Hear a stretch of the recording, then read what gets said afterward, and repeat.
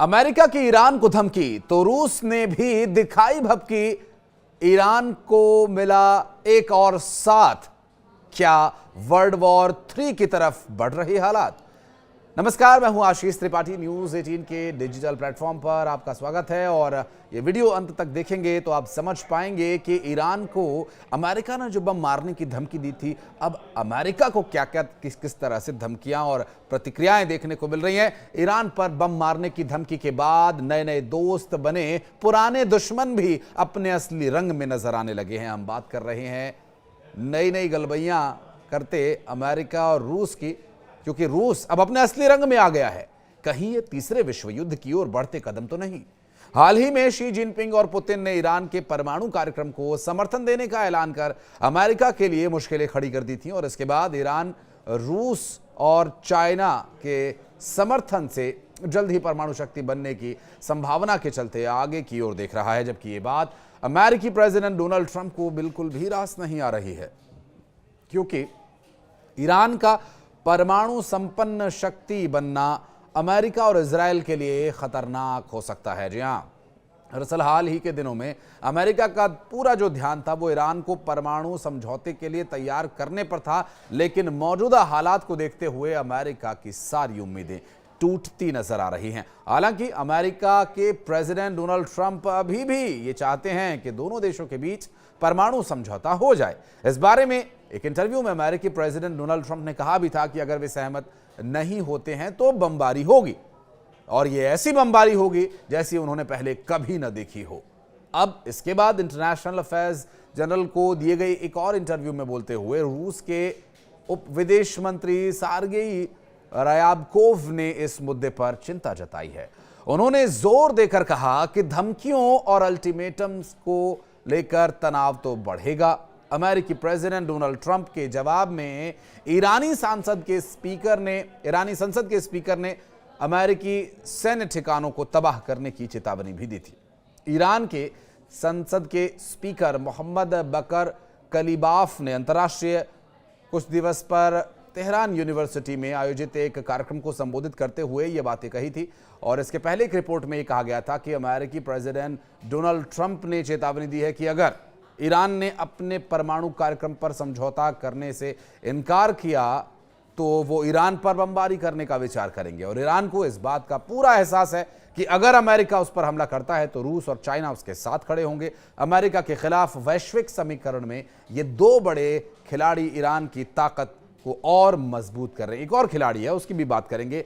एक और बड़ा प्लेयर इस गेम में है। अमेरिकी खेमे के प्रतिबंधों का जवाब देने के लिए ईरान के पास कूटनीतिक और सैन्य विकल्प मौजूद हैं। ईरान की सबसे बड़ी ताकत उसका आत्मनिर्भर सैन्य तंत्र है, और खास करके उसकी मिसाइली क्षमता।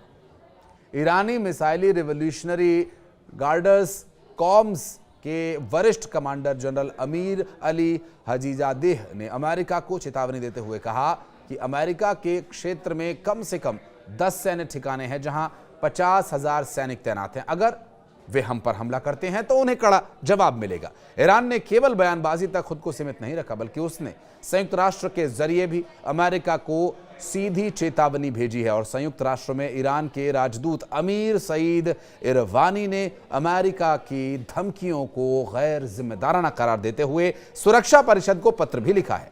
और इस पत्र में स्पष्ट रूप से कहा गया है कि अमेरिका या उसका कोई सहयोगी इजराइल आक्रामक कदम यदि उठाता है तो ईरान तुरंत और मजबूती से उसका जवाब देगा। बहरहाल ईरान का जो मिसाइली अटैक है वो केवल शक्ति प्रदर्शन के लिए नहीं है, ये भी उन्होंने कहा। और साथ ही ये भी बताया कि उसके पीछे परमाणु रणनीति भी छिपी हुई है। और अमेरिका पर दबाव बनाने के लिए ईरान ये जताने की भी कोशिश कर रहा है कि अगर हालात बिगड़े तो वो परमाणु हथियारों का इस्तेमाल करने के लिए मजबूर होगा। और यही वजह है कि अमेरिका की धमकियों के बावजूद ईरान डरने के बजाय सीधा टकराने की तैयारी भी कर रहा है। और एक बड़े अखबार में छपी खबर को सही माने तो ईरान के वरिष्ठ सैन्य अधिकारी अमेरिकी सैन्य ठिकानों को निशाना बनाने की रणनीति पर पहले से ही काम कर रहे हैं। और जहां पर अमेरिका और ब्रिटिश सैन्य ठिकानों का खासतौर पर जिक्र भी किया गया था। और अगर ईरान इस सैन्य अड्डे पर हमला करता है तो ये अमेरिका के लिए एक बड़ा झटका होगा। वहीं उत्तर कोरिया के शासक किम जोंग उन, जो इस खेल में तीसरे बड़े खिलाड़ी हैं, चाइना और रशिया के अलावा ईरान को समर्थन देने वाले किम जोंग उन भी अब उतर आए हैं, क्योंकि ये तीनों ही देश ऐसे हैं जो अमेरिका के द्वारा लगाए गए कई प्रतिबंधों का दंश झेल रहे हैं और कई जगह इसका विरोध भी कर चुके हैं। अमेरिका के खिलाफ अब किम जोंग उन पूरी तरह से उतर आए हैं। आपको याद होगा उत्तर कोरिया के किम जोंग उन के उस वक्त के बयान और परमाणु हथियारों से हमला करने की धमकी देना और परमाणु हथियारों से अमेरिका को डराते रहना और ईरान का परमाणु कार्यक्रम में सपोर्ट करना पूरी दुनिया के लिए ये गंभीर चिंता बना हुआ है, खासकर अमेरिका के लिए। हाल ही में जारी रिपोर्ट्स के अनुसार ईरान ने अपने यूरेनियम के भंडारों को तेजी से बढ़ाया है, जिससे वो परमाणु हथियार बनाने की दिशा में आगे बढ़ भी सकता है। अमेरिका में ट्रंप की जीत के बाद से ईरान के यूरेनियम भंडार में वृद्धि का एक बड़ा खतरा साबित हो सकता है। वर्तमान परिस्थितियों को देखते हुए अगर ये कहा जाए कि अमेरिका और रूस जो नए नए दोस्त बने थे, अब वो एक बार फिर से दुश्मन बन जाएंगे क्या? क्योंकि ईरान के ऊपर लगे प्रतिबंध, रूस के, चाइना के ऊपर और साथ साथ किम जोंग उन के उत्तर कोरिया पर लगे प्रतिबंधों से हर कोई वाकिफ है और इन प्रतिबंधों का सिर्फ एक कारक है, वो है अमेरिका। यदि ये सारे देश एक साथ आ जाते हैं या फिर परमाणु शक्ति बनने के लिए जो ईरान जो प्रयास कर रहा है और इन प्रयासों को विफल करने के लिए अमेरिका यदि हमला करता है और ये सब यदि होता है, तो क्या वर्ल्ड वॉर 3 की ये सुगबुगाहट है? हम उम्मीद करते हैं कि ऐसा कुछ ना हो, शांतिपूर्ण तरीके से सारे काम होने चाहिए।